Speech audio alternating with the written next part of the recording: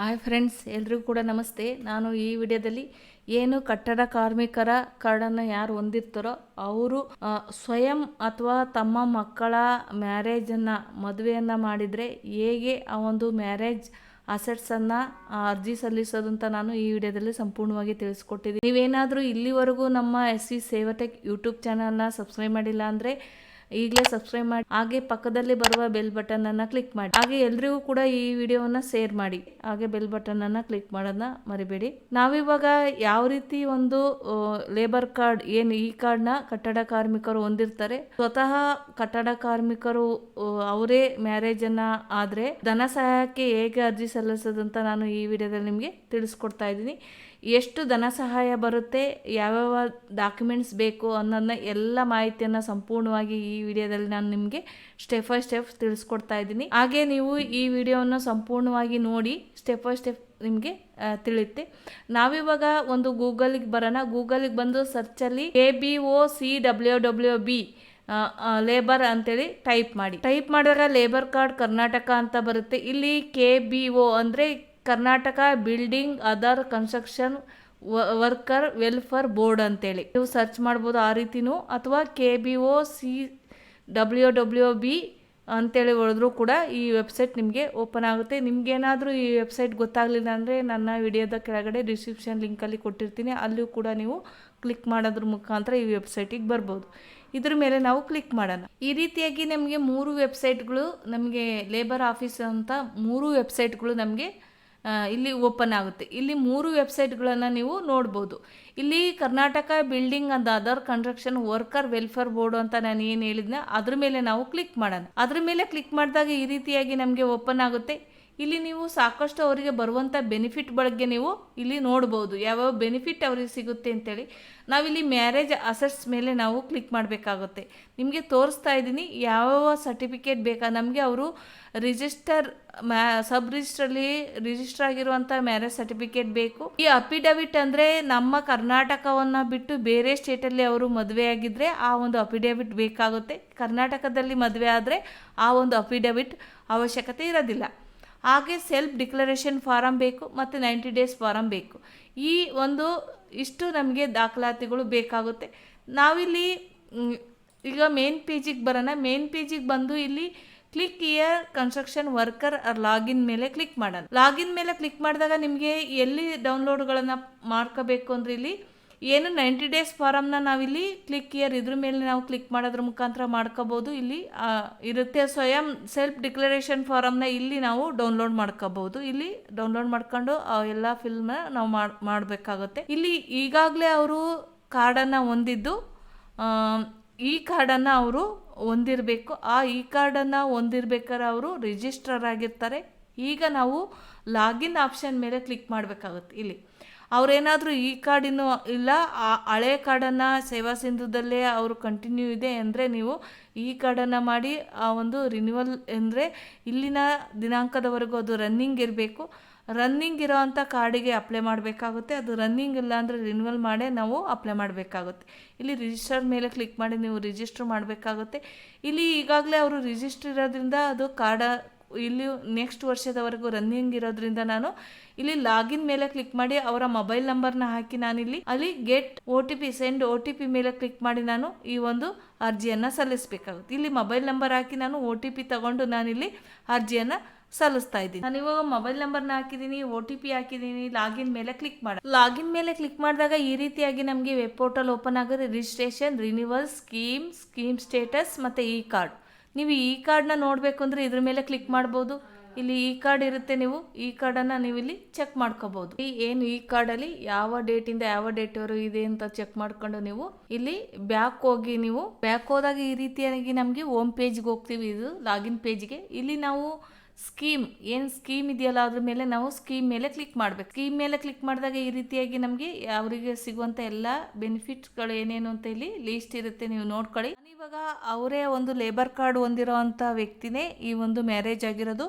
Self ಏನು ಅವರು ಆಗಿದಾರೋ ಆ ಒಂದು ಮ್ಯಾರೇಜ್ ಸರ್ಟಿಫಿಕೇಟ್ ಮ್ಯಾರೇಜ್ಗೆ ಹೇಗೆ ಅಪ್ಲೈ ಮಾಡೋದು ಅಂತ ನಾನು ಇಲ್ಲಿ ತೋರಿಸ್ತಾ ಇದ್ದೀನಿ ನಿಮಗೆ. ಮ್ಯಾರೇಜ್ ಅಸೆಟ್ಸ್ ಮೇಲೆ ನಾವು ಕ್ಲಿಕ್ ಮಾಡೋಣ. ಮ್ಯಾರೇಜ್ ಅಸೆಟ್ಸ್ ಮೇಲೆ ಕ್ಲಿಕ್ ಮಾಡಿದಾಗ ಈ ರೀತಿಯಾಗಿ ನಮಗೆ ಓಪನ್ ಆಗುತ್ತೆ. ಇಲ್ಲಿ ನಾವಿಲ್ಲಿ ಲ್ಯಾಂಗ್ವೇಜ್ನ ಚೇಂಜ್ ಮಾಡಿ ನೋಡಿದರೆ ಇಲ್ಲಿ ನಿಮಗೆ ಗೊತ್ತಾಗುತ್ತೆ. ಇಲ್ಲಿ ವಿವಾಹ ಸಹಾಯವನ್ನು ಒದಗಿಸಲಾಗುವುದು 60,000 ಮೊತ್ತದವರೆಗೂ ವಿವಾಹ ಒಂದು ಸಹಾಯಧನವನ್ನು ಕೊಡ್ತಾರೆ. ಮದುವೆಯ ಸಹಾಯ ಫಲಾನುಭವಿ ಅಥವಾ ಅವನ ಅಥವಾ ಅವಳ ಇಬ್ಬರು ಮಕ್ಕಳಿಗೆ ಒದಗಿಸಲಾಗ್ಬೋದು. ಇಬ್ಬರು ಮಕ್ಕಳಿಗೂ ಕೂಡ ಕೊಡ್ತಾರೆ. ಅವ್ರು ಏನಾದರೂ ಮದುವೆ ಆದರೆ ಅವ್ರಿಗೂ ಕೂಡ, ಅಂದರೆ ಲೇಬರ್ ಕಾರ್ಡ್ ಹೊಂದಿರುವಂಥ ಇದು ಇವ್ರಿಗೆ ಮಾತ್ರ ಇದು. ಇಲ್ಲಿ ಅವರೇ ಕೂಡ ಈ ಒಂದು ಲೇಬರ್ ಕಾರ್ಡ್ನ ಹೊಂದಿರೋದ್ರಿಂದ ನಾನು ಅವ್ರಿಗೆ ಈ ಒಂದು ಮ್ಯಾರೇಜ್ ಇದನ್ನು ಆಗ್ತಾ ಇದ್ದೀನಿ. ಇಲ್ಲಿ ಮ್ಯಾರೇಜ್ ಸರ್ಟಿಫಿಕೇಟ್ ಇರಬೇಕು. ಅಫಿಡವಿಟ್ ಹೇಳಿದ್ನಲ್ಲ, ಔಟ್ ಆಫ್ ಕರ್ನಾಟಕದಲ್ಲಿ ಮದುವೆ ಆದರೆ ಇವರು ಆ ಒಂದು ಅಫಿಡವಿಟನ್ನು ಕೊಡಬೇಕಾಗುತ್ತೆ. ಸೇಲ್ಫ್ ಡಿಕ್ಲರೇಷನ್ ಫಾರಮ್ ಬೇಕು, ಮತ್ತು 90 ಡೇಸ್ ಫಾರಮ್ ಬೇಕು, ಮತ್ತು ಹುಡುಗ ಮತ್ತು ಹುಡುಗನ ಆಧಾರ್ ಕಾರ್ಡ್ ಇರಬೇಕಾಗುತ್ತೆ ಇಲ್ಲಿ. ಅದಾದಮೇಲೆ ನಾವು ಅಪ್ಲೈ ಮೇಲೆ ಕ್ಲಿಕ್ ಮಾಡೋಣ. ಅಪ್ಲೈ ಮೇಲೆ ಕ್ಲಿಕ್ ಮಾಡಿದಾಗ ಈ ರೀತಿಯಾಗಿ ನಮಗೆ ಓಪನ್ ಆಗುತ್ತಿಲ್ಲಿ. ಇಲ್ಲಿ ಅಪ್ಲಿಕೆಂಟ್ ಡೀಟೇಲ್ಸ್ ಎಲ್ಲ ಕೆಲವೊಂದು ಪೇಜ್ ಇರುತ್ತೆ, ನಾವೇನೋ ಹಾಕೋ ಅವಶ್ಯಕತೆ ಇರಲ್ಲ. ಮೇಲ್ಭಾಗದಲ್ಲಿ ಇಲ್ಲಿ ಯಾವುದನ್ನು ತಗೊಳ್ಳಲ್ಲ. ಇಲ್ಲಿ ನೋಡಿ, ಇಲ್ಲಿ ಎಲ್ಲ ಒಂದು ಡೀಟೇಲ್ಸ್ ಇರುತ್ತೆ. ಇಲ್ಲಿ ಅಡ್ರೆಸ್ ಕೂಡ ಡೀಟೇಲ್ಸ್ ಇರುತ್ತೆ. ಇಲ್ಲಿ ಅವರ ಅಕೌಂಟ್ ಡೀಟೇಲ್ಸ್ ಕೂಡ ಏನು ಈ ಕಾರ್ಡಲ್ಲಿ ಮಾಡಬೇಕಾದ್ರೆ ನಾವು ಅಕೌಂಟ್ ಡೀಟೇಲ್ಸನ್ನು ಅದು ಕೂಡ ಇಲ್ಲಿ ಪೇಜ್ ಇರುತ್ತೆ. ಇಲ್ಲಿ ಕೆಳಗಡೆ ಬಂದರೆ ನಾವು ಇಲ್ಲಿ ರಿಜಿಸ್ಟ್ರೇಷನ್ ಅವರ ಒಂದು ಕಾರ್ಡ್ ಏನು ಈ ಕಾರ್ಡ್ ಇರುತ್ತೋ ಅದರ ಡೀಟೇಲ್ಸ್ ಇಲ್ಲಿ ಇರುತ್ತೆ. ಅವ್ರು ಯಾವ ರಿಜಿಸ್ಟರ್ ಮಾಡಿದ್ರು, ರಿಜಿಸ್ಟರ್ ಟೈಮಲ್ಲಿ ಏಜ್ ಎಷ್ಟಿರುತ್ತೆ, ಎಷ್ಟು ನಂಬರ್ ಆಫ್ ಇಯರ್ಸ್ ರಿಜಿಸ್ಟರ್ಡು, ಎಲ್ಲಿಂದ ಎಲ್ಲಿಯವರೆಗೆ ಇರುತ್ತೆ ಅದು ಅಂದರೆ ಎಲ್ಲ ಡೀಟೇಲ್ಸು ಕೂಡ ಅವರದ್ದು ಇಲ್ಲಿ ಇರುತ್ತೆ, ಕಾರ್ಡ್ ಡೀಟೇಲ್ಸ್. ಇಲ್ಲಿ ನಾವು ಮ್ಯಾರೇಜ್ ಅಸೆಟ್ಸ್ ಮೇಲೆ ಬಂದಾಗ ಇಲ್ಲಿ ಮ್ಯಾರೇಜ್ ಡೀಟೇಲ್ಸ್ ಬಗ್ಗೆ ನಾವಿಲ್ಲಿ ಹಾಕಬೇಕಾಗುತ್ತೆ. ಇಲ್ಲಿ ಮ್ಯಾರೇಜ್ ಅಸೆಟ್ಸ್ ಫಾರ್ ಈಸ್ ಅಂತ ಕೊಡುತ್ತೆ. ಇಲ್ಲಿ ಸೆಲ್ಫ್ ನಾವು ಪೋಷಕರಾಗಿದ್ದರೆ ಅವರ ತಂದೆ ತಾಯಿಯಾಗಿದ್ದರೆ ಸನ್ನು ಡಾಟರ್ ಅಂತ ಕೊಡ್ತಾರೆ. ಇಲ್ಲಿ ಸೆಲ್ಫ್ ಅವರೇ ಸ್ವಯಂ ಈ ಕಾರ್ಡನ್ನು ಹೊಂದಿರುವಂಥವರೇ ಮ್ಯಾರೇಜ್ ಆಗಿರೋದ್ರಿಂದ ನಾನು ಸೆಲ್ಫ್ ಅಂತ ಕೊಡ್ತಾಯಿದ್ದೆ. ಏನಾದರೂ ಅವರ ತಂದೆ ತಾಯಿ ಮಕ್ಕಳ ಮದುವೆ ಮಾಡ್ತಾಯಿದ್ರೆ ಡಾಟರ್ ಇದ್ದರೆ ಡಾಟರ್ ಹಾಕಿ, ಸನ್ ಇದ್ದರೆ ಸನ್ ಹಾಕಿ. ನಾನಿಲ್ಲಿ ಸೆಲ್ಫ್ ಹಾಕ್ತಾಯಿದ್ದೀನಿ. ಇಲ್ಲಿ ಅವರ ಎಲ್ಲ ಡೀಟೇಲ್ಸ್ ಸೆಲ್ಫ್ ಹಾಕಿದ ತಕ್ಷಣ ಅವರ ಎಲ್ಲ ಡೀಟೇಲ್ಸ್ ಇಲ್ಲಿ ಬರ್ತಾಯಿದೆ. ಇಲ್ಲಿ ಡೇಟ್ ಆಫ್ ಮ್ಯಾರೇಜನ್ನು ನಾವು ಟೈಪ್ ಮಾಡಬೇಕಾಗುತ್ತೆ, ಡೇಟ್ ಆಫ್ ಪ್ಲೇಸನ್ನು ಹಾಕಬೇಕಾಗುತ್ತೆ, ಮ್ಯಾರೇಜ್ ಪ್ಲೇಸ್ ಎಲ್ಲಿ ಮ್ಯಾರೇಜ್ ಆಗಿದೆ, ಅವರ ಇನ್ವಿಟೇಷನ್ ಕಾರ್ಡನ್ನು ಇಟ್ಕೊಂಡಿರಬೇಕಾಗುತ್ತೆ ನಾವು. ಅದಾದಮೇಲೆ marriage out of Karnataka no ಕೊಡುತ್ತೆ. ಔಟ್ಸ್ಟ್ಯಾಂಡ್ ಕರ್ನಾಟಕ ಅಂತ ಕೊಟ್ಟರೆ ನಾವು ನಾನು ಹೇಳಿದ ಹಾಗೆ ಬೇರೆ ಒಂದು ಕರ್ನಾಟಕ ಬಿಟ್ಟು ಬೇರೆ ಸ್ಟೇಟ್ಗಳಲ್ಲಿ ಮದುವೆ ಮ್ಯಾರೇಜನ್ನು ಆಗಿದ್ದರೆ ಅವರು ಆ ಒಂದು ನೋ ಕೊಡಬೇಕಾಗುತ್ತೆ. ಇಲ್ಲಿ ಕೊಟ್ಟರೆ ಅವರು ಅಫಿಡವಿಟನ್ನು ಸಬ್ಮಿಟ್ ಮಾಡಬೇಕಾಗುತ್ತೆ, ನಾವಿಲ್ಲಿ ಅಪ್ಲೋಡ್ ಮಾಡಬೇಕಾಗುತ್ತೆ. ಇಲ್ಲಿ ನಾನು ಔಟ್ ಆಫ್ ಕರ್ನಾಟಕ ನೋ ಅಂತ ಕೊಡ್ತಾ ಇದ್ದೀನಿ. ಅವರು ಕರ್ನಾಟಕದಲ್ಲೇ ಮದುವೆ ಆಗಿರೋದ್ರಿಂದ ಬ್ರಿಡ್ ನೇಮ್ ಯಾರು ಹುಡುಗಿ ಹೆಸರನ್ನ ನಾವಿಲ್ಲಿ ಹಾಕ್ಬೇಕಾಗುತ್ತೆ. ಬ್ರಿಡ್ ಅಂದರೆ ಹುಡುಗಿ, ಈ ಹುಡುಗಿ ಹೆಸರನ್ನ ನಾವು ಹಾಕ್ಬೇಕಾಗುತ್ತೆ. ಇಲ್ಲಿ ನಾನಿಲ್ಲಿ ಇಲ್ಲಿವರೆಗೂ ಹಾಕಿದ್ಮೇಲೆ ಮುಂದೆ ಹೇಳ್ತಾ ಹೋಗ್ತೀನಿ. ನಾನಿವಾಗ ಅವರ ಡೇಟ್ ಆಫ್ ಮ್ಯಾರೇಜ್ ಹಾಕಿದ್ದೀನಿ, ಡೇಟ್ ಆಫ್ ಮ್ಯಾರೇಜ್ ಪ್ಲೇಸನ್ನು ಹಾಕಿದ್ದೀನಿ. ಔಟ್ ಆಫ್ ಕರ್ನಾಟಕ ಅಂತ ಕೇಳಿದೆ, ನೋ ಅಂತ ಕೊಟ್ಟಿದ್ದೀನಿ. ಅವರೇನಾದರೂ ಮಗ ಅಥವಾ ಮಗಳ ಒಂದು ಮ್ಯಾರೇಜ್ಗೆ ಹಾಕೋದಾದರೆ ಅವರ ಒಂದು ಡೀಟೇಲ್ಸ್ ಕೇಳುತ್ತೆ, ಹುಡುಗ ಮತ್ತು ಹುಡುಗಿಯ ಡೀಟೇಲ್ಸ್ ಕೇಳುತ್ತೆ, ನೀವು ಹಾಕಬೇಕಾಗುತ್ತೆ. ಇಲ್ಲಿ ಅವರೇ ಒಂದು ಸೆಲ್ಫ್ ಆಗಿರೋದ್ರಿಂದ ಹುಡುಗಿ ಹೆಸರನ್ನು ಮಾತ್ರ ಕೇಳಿದೆ, ನಾವು ಹುಡುಗಿ ಹೆಸರನ್ನು ಹಾಕಿದ್ದೀನಿ. ಇಲ್ಲಿ ಡಾಕ್ಯುಮೆಂಟ್ಸ್ ಮ್ಯಾರೇಜ್ ಸರ್ಟಿಫಿಕೇಟ್ನ ನಾವಿಲ್ಲಿ ಸ್ಕ್ಯಾನ್ ಮಾಡಿ ಇಟ್ಕೊಂಡಿರಬೇಕು. PDF ಫೈಲಲ್ಲಿ ಒಂದು ಅಪ್ಲೋಡ್ ಮಾಡೋಣ. ಇವಾಗ ಮ್ಯಾರೇಜ್ ಸರ್ಟಿಫಿಕೇಟ್ನ ನಾವಿಲ್ಲಿ ಅಪ್ಲೋಡ್ ಮಾಡೋಣ. ಈ ರೀತಿಯಾಗಿ ಅವರು ಮ್ಯಾರೇಜ್ ಸರ್ಟಿಫಿಕೇಟ್ನ ನಾವು ಅಪ್ಲೋಡ್ ಮಾಡಬೇಕಾಗುತ್ತೆ.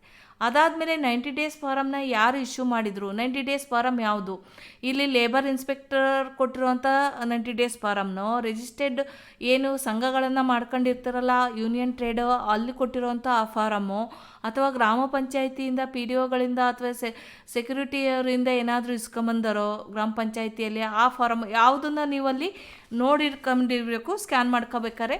ಅದಾದಮೇಲೆ ಎಂಪ್ಲಾಯ್ಮೆಂಟ್ ಕನ್ಸ್ಟ್ರಕ್ಷನ್ ವರ್ಕರ್ ಯಾರು ಗುತ್ತಿಗೆದಾರು ಮಾಲೀಕರು ಆ ಥರ ಕೊಟ್ಟಿರೋವಂಥ ಫಾರಮು ಯಾವುದನ್ನು ನೀವು ನೋಡಿಕೊಂಡು ಇಲ್ಲಿ ಸೆಲೆಕ್ಟ್ ಮಾಡಬೇಕಾಗುತ್ತೆ. ಸೆಲೆಕ್ಟ್ ಮಾಡಿದ್ಮೇಲೆ ಅವರು ಯಾವ ಡೇಟಲ್ಲಿ ಇಶ್ಯೂ ಮಾಡಿದರು ಅಂತ ನಾವಿಲ್ಲಿ ಸೆಲೆಕ್ಟ್ ಮಾಡಬೇಕಾಗುತ್ತೆ ಡೇಟನ್ನು. ಅದಾದಮೇಲೆ ನಾವು ಇಲ್ಲಿ ನಾನು ಟ್ರೇಡ್ ಯೂನಿಯನ್ ಸಂಘದಿಂದ ಕೊಟ್ಟಿರೋವಂಥ ಒಂದು ಫಾರಮ್ ಇದೆ ಇಲ್ಲಿ. ಹಾಗಾಗಿ ನಾನು ಆ ಸಂಘದ ಹೆಸರನ್ನು ನಾವಿಲ್ಲಿ ಹಾಕಬೇಕಾಗುತ್ತೆ. ಆ ಒಂದು ಸಂಘದ ಹೆಸರು ಇಲ್ಲಿ ಡೀಟೇಲ್ಸ್ ಬರುತ್ತೆ ನಾವಿಲ್ಲಿ ಸೆಲೆಕ್ಟ್ ಮಾಡಿದರೆ. ಅದಾದಮೇಲೆ ಅವರು ನೇಮ್ ಆಫ್ ದ ಇಶ್ಯೂರರ್ ಯಾರು ಅಂತ ನಾವಿಲ್ಲಿ ಟೈಪ್ ಮಾಡಬೇಕಾಗುತ್ತೆ. ಅವ್ರ ಹೆಸರನ್ನು ಟೈಪ್ ಮಾಡಿದ ಮೇಲೆ ನಾವಿಲ್ಲಿ 90 ಡೇಸ್ ಫಾರಮ್ನ ನಾನಿವಾಗ ಇಲ್ಲಿ 90 ಡೇಸ್ ಫಾರಮ್ನ ಅಪ್ಲೋಡ್ ಮಾಡ್ತಾ ಇದ್ದೀನಿ. 90 ಡೇಸ್ ಫಾರಮ್ನ ಅಪ್ಲೋಡ್ ಮಾಡೋಣ. ಅದಾದಮೇಲೆ ಇಲ್ಲಿ ಡಿಕ್ಲರೇಷನ್ ಫಾರಮ್ನ ನಾವಿಲ್ಲಿ ಅಪ್ಲೋಡ್ ಮಾಡಬೇಕಾಗುತ್ತೆ. ಸೆಲ್ಫ್ ಡಿಕ್ಲರೇಷನ್ ಫಾರಮ್ನ ನಾವಿಲ್ಲಿ ಅಪ್ಲೋಡ್ ಮಾಡಬೇಕಾಗುತ್ತೆ ಈ ರೀತಿ. ಅದಾದಮೇಲೆ ನಾವಿಲ್ಲಿ 2 ಡಿಕ್ಲರೇಷನ್ ಮೇಲೆ ಕ್ಲಿಕ್ ಮಾಡಬೇಕಾಗುತ್ತೆ. ಕ್ಲಿಕ್ ಮಾಡಿ ಇಲ್ಲಿ ಸಬ್ಮಿಟ್ ಮೇಲೆ ಕ್ಲಿಕ್ ಮಾಡಬೇಕಾಗುತ್ತೆ. ಸಬ್ಮಿಟ್ ಮೇಲೆ ಕ್ಲಿಕ್ ಮಾಡೋಣ. ಸಬ್ಮಿಟ್ ಮೇಲೆ ಕ್ಲಿಕ್ ಮಾಡಿದಾಗ ಈ ರೀತಿಯಾಗಿ ಕಂಪ್ಲೀಟ್ ಆಗುತ್ತೆ. ತುಂಬಾ ಸುಲಭ ರೀತಿಯಲ್ಲಿದೆ ಈ ಒಂದು ಅರ್ಜಿಯನ್ನ ಸಲ್ಲಿಸೋದು. ನನ್ನ ವಿಡಿಯೋ ನಿಮ್ಗೆ ಏನಾದ್ರೂ ಇಷ್ಟವಾಗಿದ್ರೆ ಲೈಕ್ ಮಾಡಿ, ಶೇರ್ ಮಾಡಿ, ಸಬ್ಸ್ಕ್ರೈಬ್ ಮಾಡಿ. ಇಲ್ಲಿವರೆಗೂ ಕೂಡ ನೀವೇನಾದ್ರೂ ನನ್ನ ಚಾನಲ್ನ ಸಬ್ಸ್ಕ್ರೈಬ್ ಮಾಡಿಲ್ಲ ಅಂದ್ರೆ ಸಬ್ಸ್ಕ್ರೈಬ್ ಮಾಡಿ. ಈಗ ನಾವು ಈ ಒಂದು ಅಕ್ನಾಲೆಜ್ಮೆಂಟ್ ಮೇಲೆ ಕ್ಲಿಕ್ ಮಾಡೋಣ. ಅಕ್ನಾಲೆಜ್ಮೆಂಟ್ ಮೇಲೆ ಕ್ಲಿಕ್ ಮಾಡಿದಾಗ ಈ ರೀತಿಯಾಗಿ ನಮ್ಗೆ ಈ ರೀತಿಯಾಗಿ ಅಕ್ನಾಲೆಜ್ಮೆಂಟ್ ಓಪನ್ ಆಗುತ್ತೆ. ಈ ರೀತಿಯಾಗಿ ನಾವು ಅರ್ಜಿಯನ್ನ ಸಲ್ಲಿಸಿದ್ದು ಅದಾದ್ಮೇಲೆ ಇಲ್ಲಿ ನಾವು ಡೌನ್ಲೋಡ್ ಆಪ್ಷನ್ ಇದೆ, ಇದ್ರ ಮೇಲೆ ಕ್ಲಿಕ್ ಮಾಡಿ. ಇದ್ರ ಮೇಲೆ ಕ್ಲಿಕ್ ಮಾಡಿದಾಗ ಈ ರೀತಿಯಾಗಿ ನಮಗೆ ಒಂದು PDF ಓಪನ್ ಆಗುತ್ತೆ ಅಕ್ನಾಲೆಜ್ಮೆಂಟ್. ಈ ರೀತಿಯಾಗಿ ನಾವು ಒಂದು ಪ್ರಿಂಟ್ ಅನ್ನ ತೆಗಿಬೇಕಾಗುತ್ತೆ. ಅವರಿಗೆ ಏನು ಈ ಒಂದು ಬೆನಿಫಿಷಿಯರ್ ಯಾರಿರ್ತಾರೋ ಅವರಿಗೆ ನಾವು ಇದನ್ನ ತೆಗೆದು ಕೊಡಬೇಕಾಗುತ್ತೆ. ಈ ಒಂದು ವಿಡಿಯೋವನ್ನ ನೋಡಿದ್ದಕ್ಕೆ ಥ್ಯಾಂಕ್ ಯು ಫಾರ್ ವಾಚಿಂಗ್. ಧನ್ಯವಾದಗಳು.